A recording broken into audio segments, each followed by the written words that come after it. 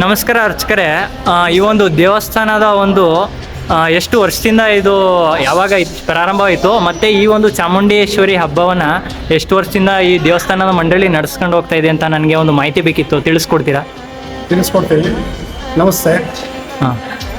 ಶ್ರೀ ಚಾಮುಂಡೇಶ್ವರಿ ದೇವಸ್ಥಾನ ಭಾವಸಾರ ಕ್ಷತ್ರಿಯ ಸಮಾಜ ಗುಂಡ್ಲುಪೇಟೆ ಸುಮಾರು ಒಂದು 40 ವರ್ಷದಿಂದ ಈ ಚಾಮುಂಡೇಶ್ವರಿ ದೇವಸ್ಥಾನ ಓಪನ್ ಆಗಿ ನಡೀತಾ ಇದೆ.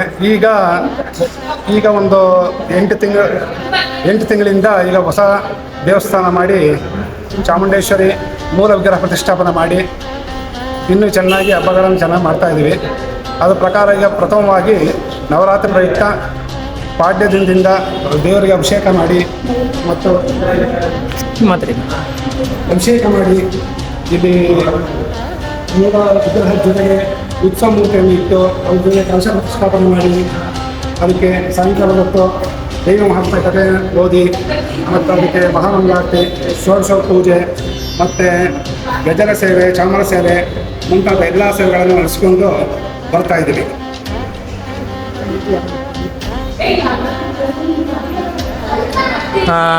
ಓಕೆ ಅರ್ಚಕರೇ, ಈಗ ಇನ್ನೊಂದು ಪ್ರಶ್ನೆ.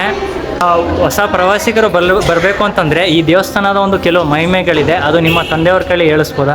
ಹೌದು, ಆಯಿತು, ಹೇಳ್ತಾರೆ. ನಮಸ್ಕಾರ ಅರ್ಚಕರೇ. ಈ ಒಂದು ದೇವಸ್ಥಾನದ ಬಗ್ಗೆ ತಿಳಿಸ್ಕೊಡಿ, ಸ್ವಲ್ಪ ಜೋರಾಗಿ ಮಾತಾಡಿ. ಈ ದೇವಸ್ಥಾನದಲ್ಲಿ ಮಹತ್ವವಾದಂಥ ಆಜ್ಞೆ ಇದೆ. ಏನಂದರೆ ಭಕ್ತಾದಿಗಳು ಏನೇ ಮನಸ್ಸನ್ನು ಮಾಡಿಕೊಂಡು ಆ ಕಾರ್ಯ ನೆರವೇರ್ತದೆ. ಅಕಸ್ಮಾತ್ ಇಲ್ಲಿ ದೇವಿಯ ಮೇಲೆ ಹಾಕಿರೋ ಬಳೆ ಏನಾದರೂ ಕೆಳಗಡೆ ಬಿದ್ದರೆ ನಡೆಯೋದಿಲ್ಲ, ಹಾಗೆ ಇರ್ತದೆ. ಆ ಬಳೆನ ಮುತ್ತೈದರಿಗೆ ಕೊಡ್ತಾ ಇರ್ತೀವಿ.